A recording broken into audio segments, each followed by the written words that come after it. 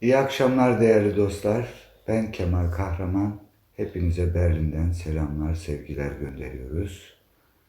Ben de Maviş Güneşler. İyi akşamlar herkese. Korona günlerinde hepimiz evlerimizdeyiz.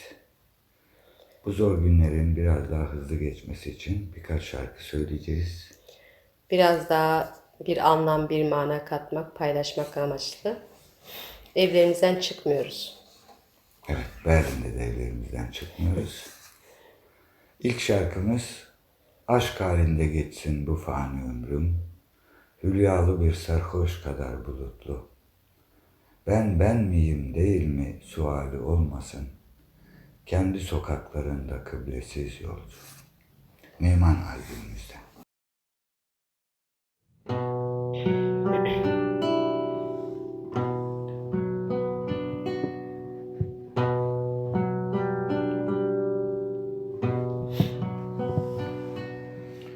Aşk halinde geçsin bu fani ömrüm,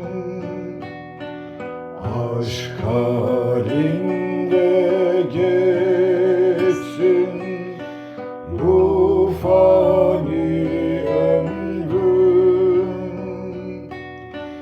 hülyalı bir serhoş kadar bulutlu, hülyalı bir serhoş kadar bulutlu. Ben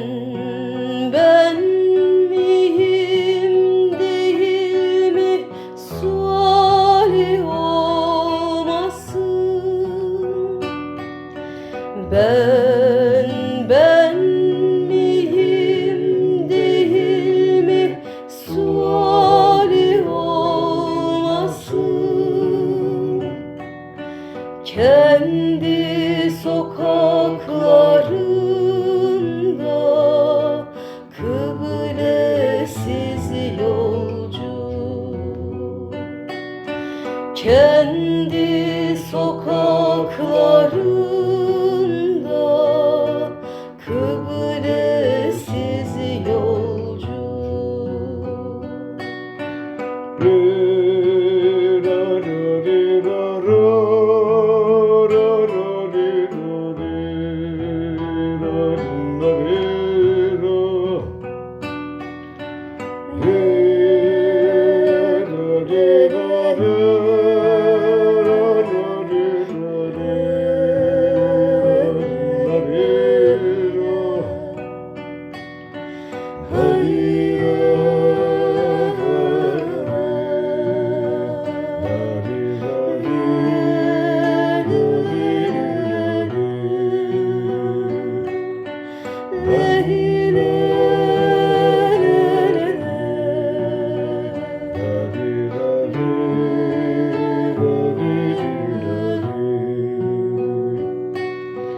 Bir ayaz vursun da tenim duyayım,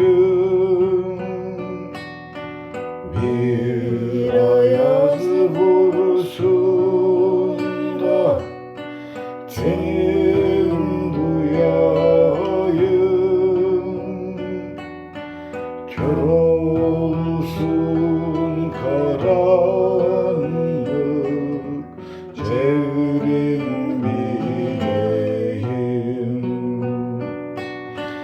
kör olsun karanlık çevrim bileyim.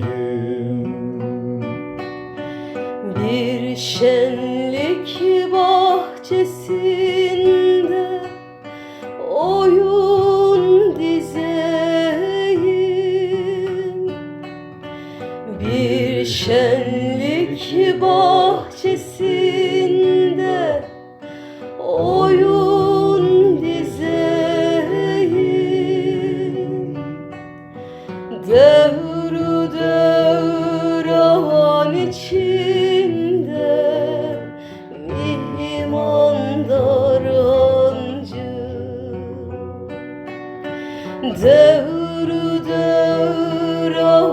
için